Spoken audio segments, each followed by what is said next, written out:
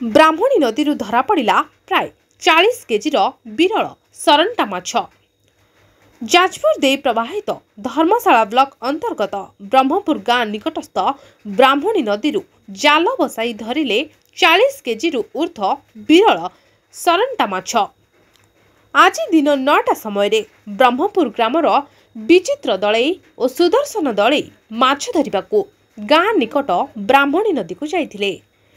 सेठारे माछ धरिबा समय अचानक जाल भितर को एक विशालकाय माछ पशि आसीथिबा जानिबाकू पाइले। माछ को देखि दुई माछ धराली भयभीत हो जाइथिले। प्राणपणे दुई माछ धराली फासी जाल को नदी पठाकू घोषारी आनिले।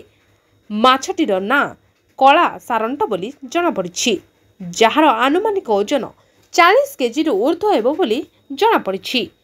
एही माछ को 8,000 टंकार बिक्री करिथिबा सूचना मिलिथिबा बेले एही विरल माछ देखिबाकू स्थानीय अंचल रे बेस भिड़ मध्य देखिबाकू मिलिथिला।